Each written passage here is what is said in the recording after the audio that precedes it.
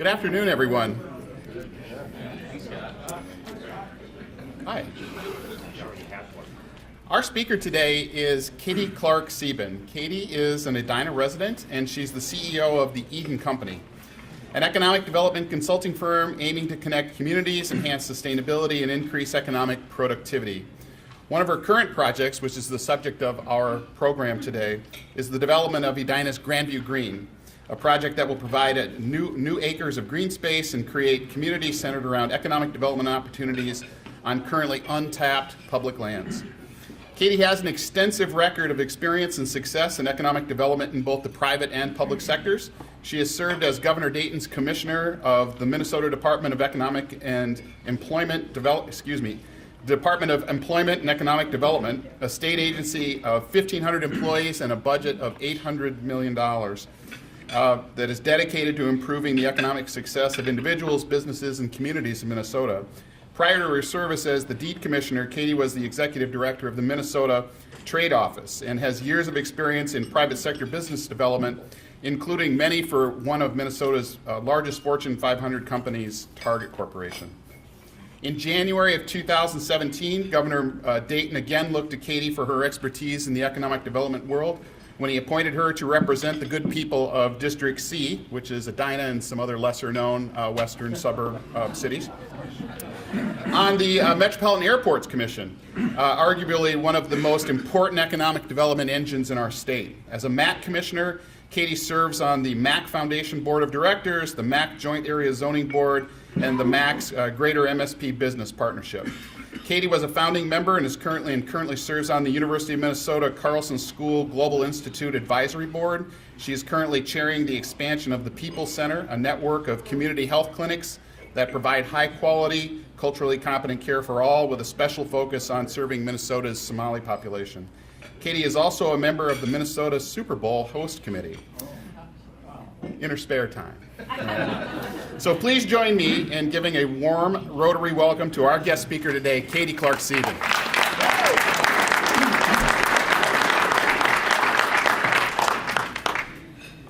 Well, good afternoon, everyone. It's a pleasure to be here with all of you. It feels a bit like home to me. My grandfather was a Rotarian for many, many years, a Paul Harris Fellow, and I have fond memories of Rotary Christmas parties and was actually a recipient of a Rotary scholarship when I went off to college.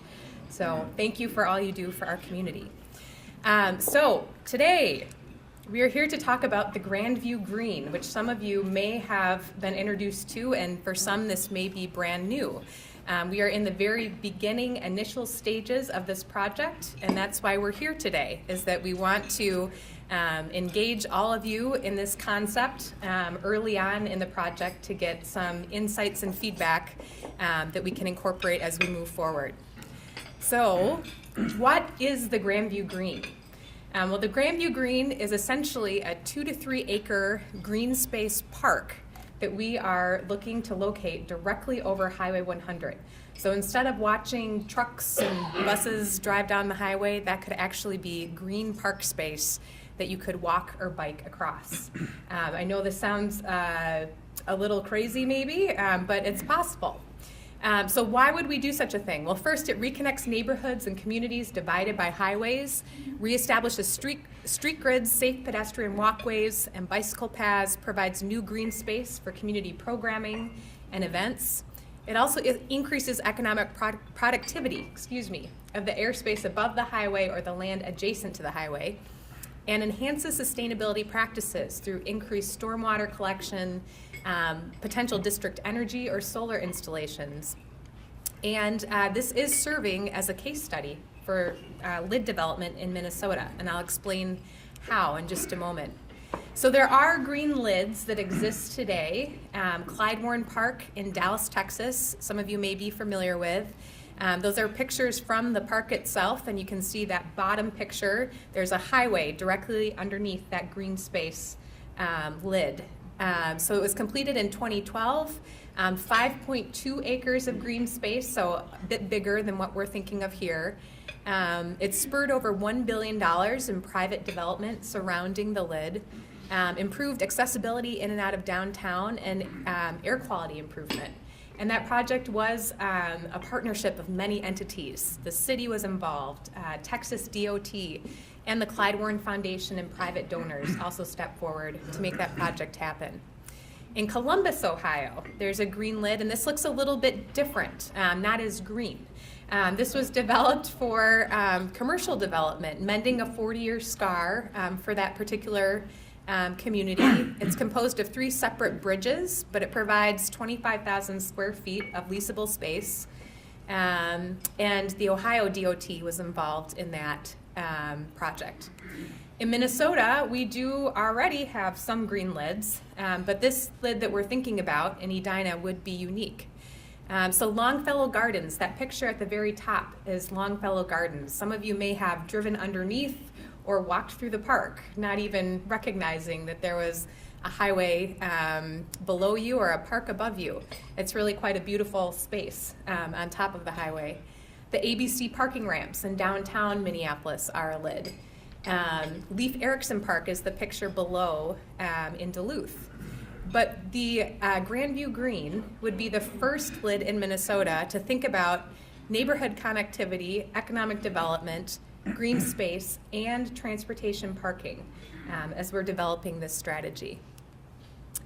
Well, this isn't the first time, as I'm sure many of you are aware, that we as a community are talking about the Grandview District. So starting back in 2010, members of this community came forward and created a Grandview District Development Framework that was published in 2012.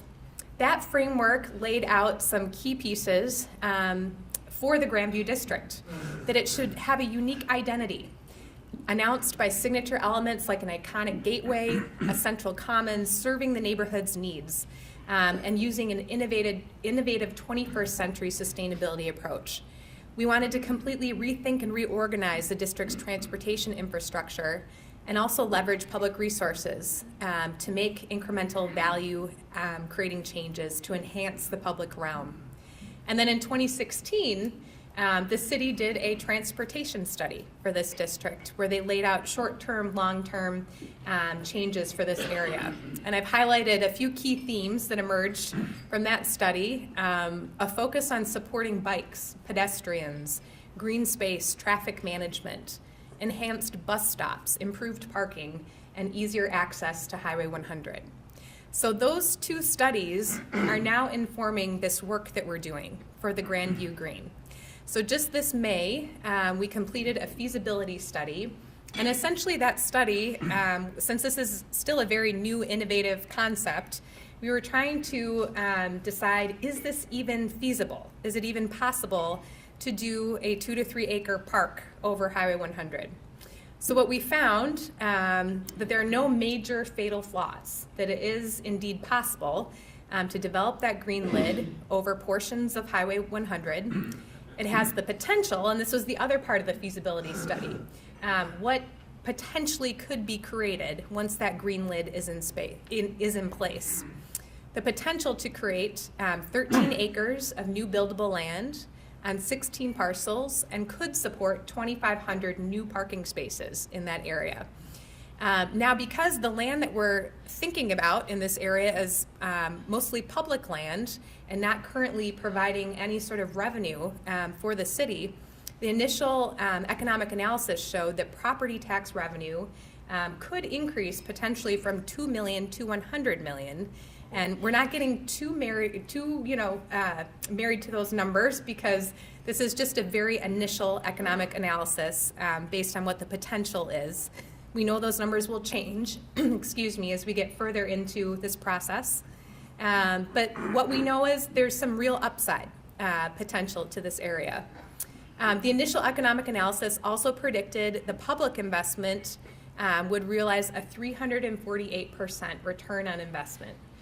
So some significant returns that could come from investing in this area.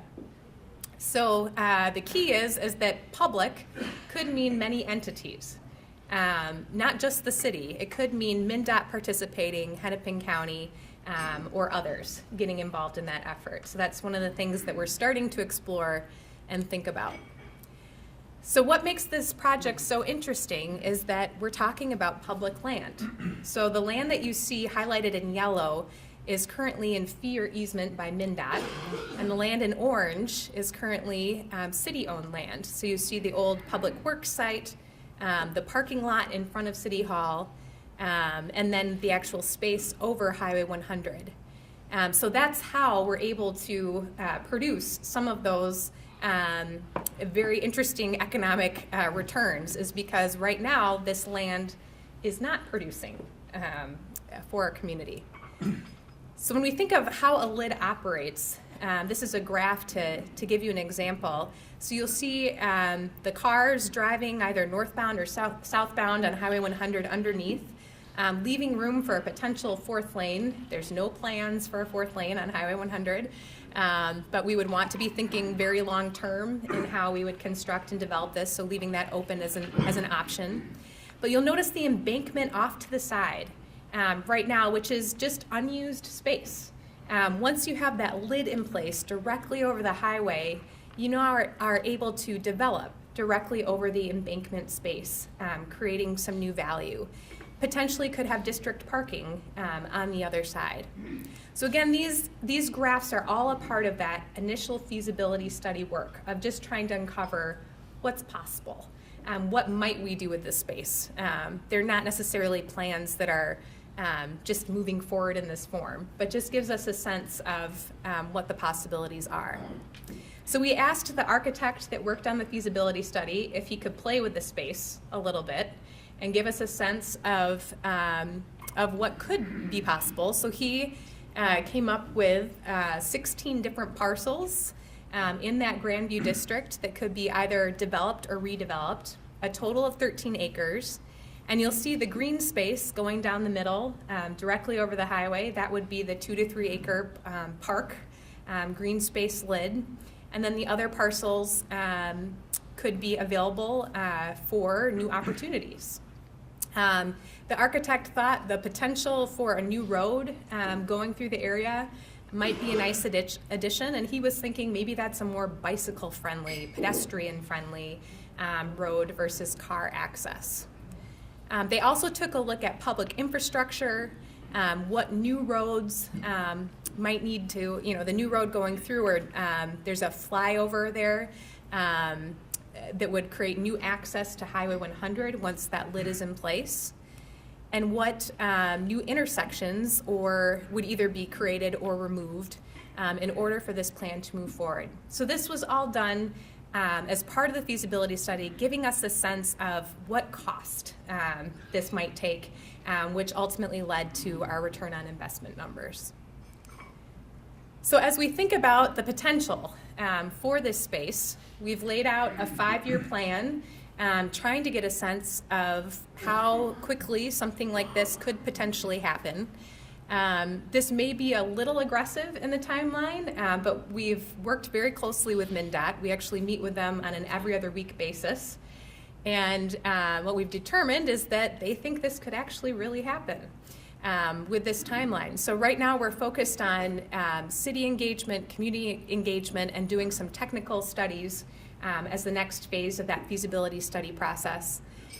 But you'll see that construction, either infrastructure or building construction, could begin in 2020 with occupancy in 2022, to give you a sense of how long it might take to develop something like this. The Grandview Green Partnership, if this project continues, it will take many different stakeholders to get just the right plans in place for our community. Of course, the community is at the center of that plan in helping to guide and inform what the identity of this space is, what community amenities we need in Edina that we don't currently have, that could be beneficial for our neighborhoods, and what that district looks like. But I'm working very closely with Scott and his team at the city staff. We're also engaged with MnDOT regularly, and the county and Met Council. And then the Grandview District will go through the formal comp plan task force process starting this January. And of course, all the stakeholders, the businesses, schools, churches, residents, neighborhoods will be a major part of this. Just to give you a sense of some of the things that we are thinking about uncovering at this very early stage in the project, and still in that exploratory feasibility mode of is this possible, and if so, how?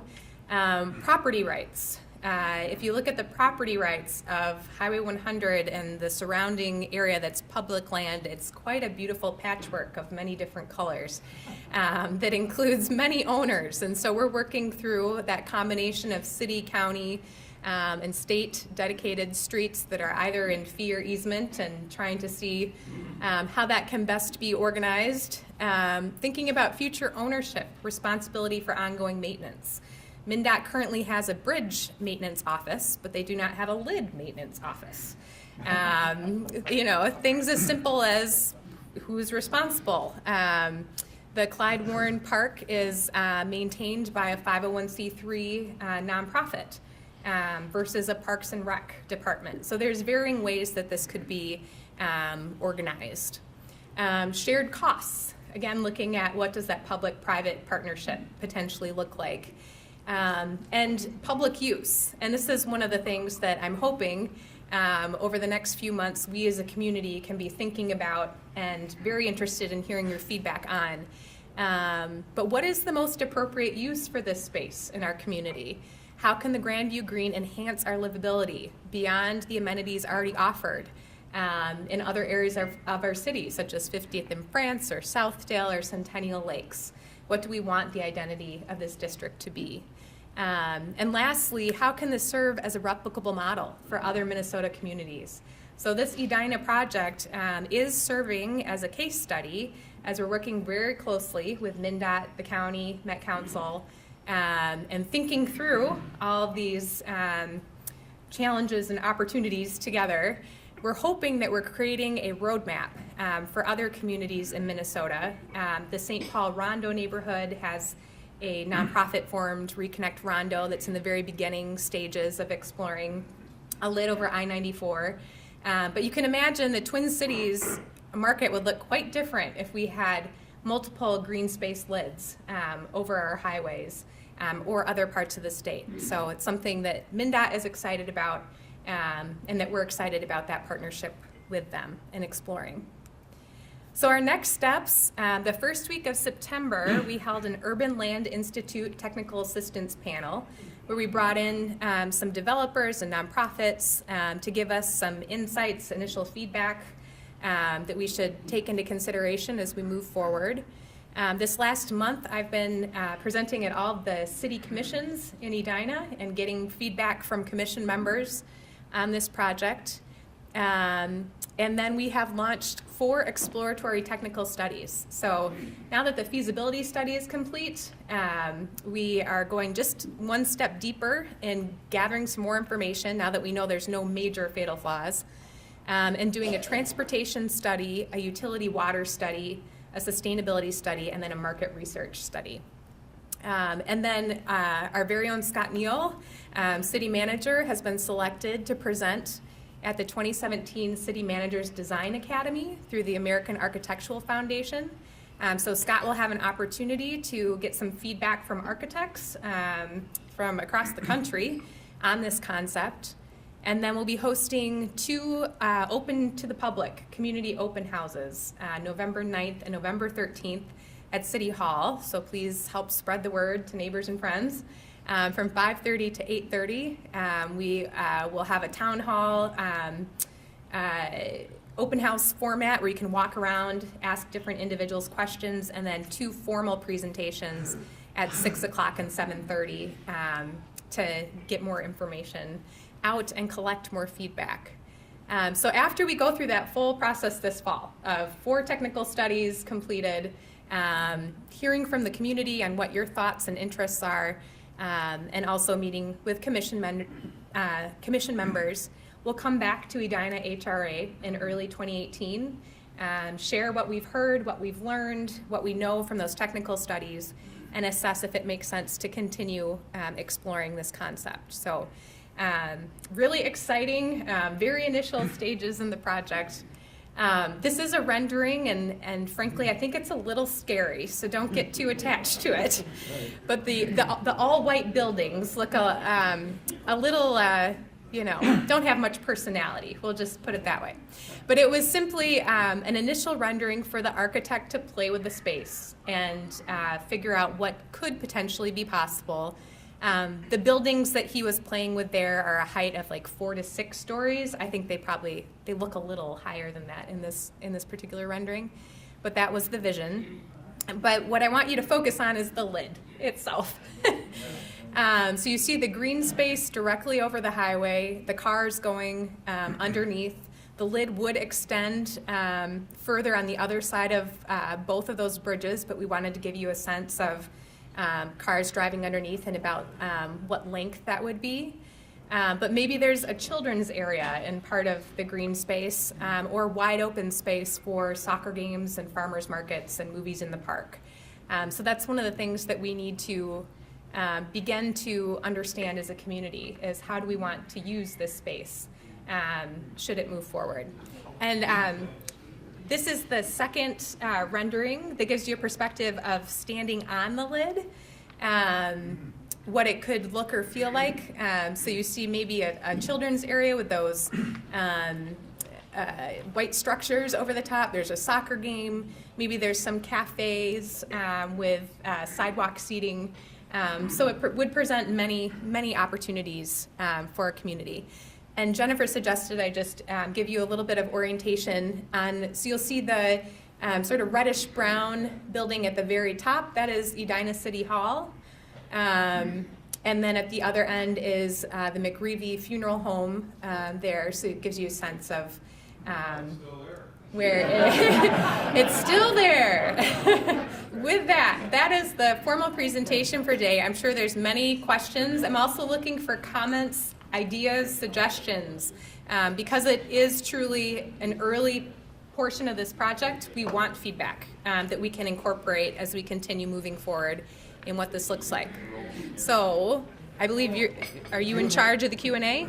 No, Okay. no, you are. Oh, You are okay. the person that, just say that we've got some time for questions now. I see somebody back there. Okay. Go ahead. I really am excited about the whole concept. I'm, as you suggested, I'm wondering if it would be something that would spread across the state and across the country, and we might have lots of lids over the huge acreage of freeway systems and highway systems we have around our country. And I wondered if you thought further about the safety issues of the cars that are driving under these lids in terms of accidents that might occur or road maintenance and other issues relative to the cars that are driving under all these variety of lids that might occur. Yeah, that's why we're working extremely. Repeat the question. Oh, yes. So the question was, well, first I'll start by saying he's very excited about the concept. Thank you.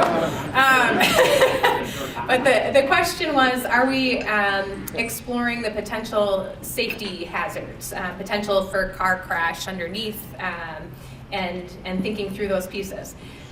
So we absolutely are.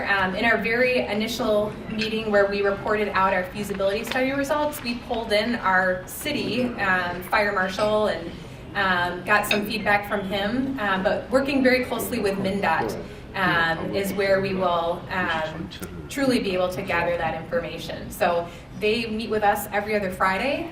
They're very dedicated to working hand in hand to try to figure out how we structure this. Because we are laying that roadmap for how this could get done in other parts of the Twin Cities or the state. So it's, of course, something that we will be focusing on and making sure we're not creating a safety hazard. Bob, go ahead. I saw your name. Yes. As an old bean counter, I feel obligated to ask what a ballpark estimate of the cost is, and secondly, how it would be ultimately funded. Yep. So the question was, what's the ballpark estimate of the project and how would it ultimately be funded? We are still in the initial stages of exploring what that should look like. What we know is from the initial feasibility study, turn it back a few slides here. So there's a dramatic range in the level of public investment that could be put into this project. So on the low end, it could be 6.7 million if we only invest in one lid segment, up to 70 to 90 million if the public paid for all of the new roads, the off-ramps, and all of the parking ramps is the key that makes that number go very, very high, is if we take on all of the district parking costs. The 348% return on investment is based on a 37 million public investment. That 37 million would be the full lid, and then 25 million towards the new roads and road changes that would need to be made. Yep. Okay, I'm just curious, how far is it gonna go down, like to Benton? Yep. So she's wondering how far the lid will stretch. So it's essentially from, the 50th and Eden, or 50th and Vernon Bridge, down to the Eden Bridge, and then extend just a little bit further north and south on either side of those bridges. Really? Okay. Yeah. What are some security concerns that's been brought up or discussed? I don't. The question is, what are some security concerns? It's a good question. I don't know that, to be honest, I don't know that we've gotten too far into that discussion as of yet. I know the fire marshal had some great input around if the lid is in place, we would need to create enough space for, if we're creating bicycle-friendly pedestrian walkways and not true streets on either side of the lid, there needs to be enough space for fire and ambulance vehicles to get in and out.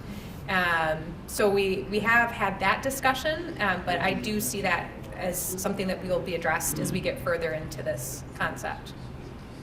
Yeah. Lots of questions. Yeah. What role, if any, do you envision the arts playing in this project? So the question is, what role, if any, do we envision the arts playing in this project? Excellent question. So I did recently present to the City Arts Commission as a first place.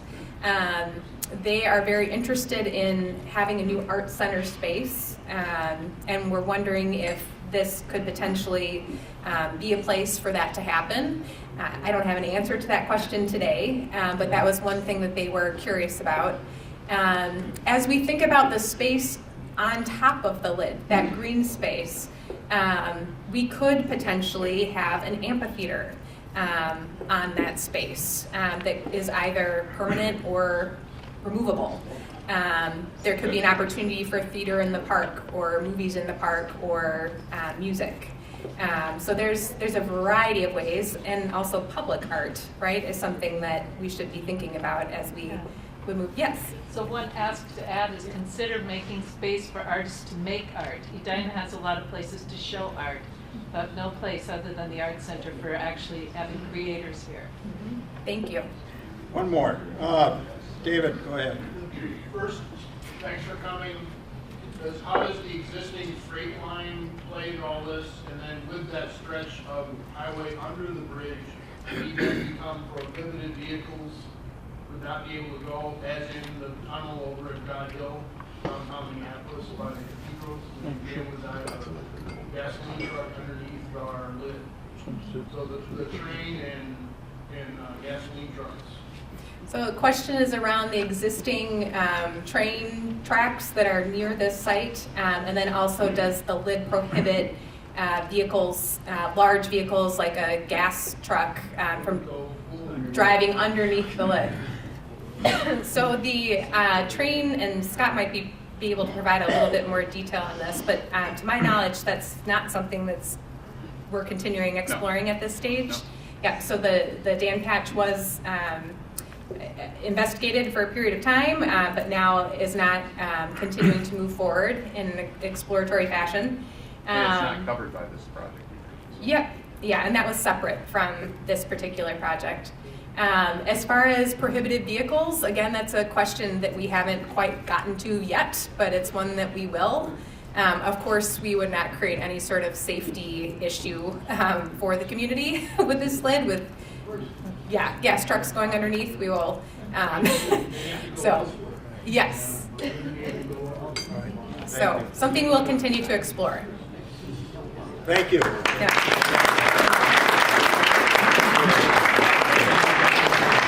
Katie, thank you very much for your, Excellent presentation. My job is to put the lid on your presentation for today. So.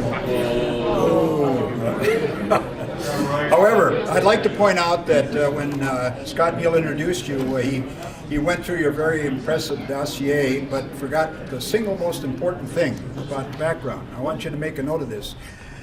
This young lady, Katie, is the mother of twins who are now, what, 2 years old? Is it girls or? 2 girls. 2 girls. Yeah. That's the most important thing. So, That's right. excellent. Thank you. All right. Katie, Rotary is a $1.2 million member, neighbors, community leaders and global citizens united for the common good of service above self. Rotary has 6 areas of focus, and Katie, one of these is supporting education. So in appreciation for your presentation today, we will make a donation in your name to Edina Community Education's Kids Club program. Thank you. Thank you very much. Would you stay afterwards?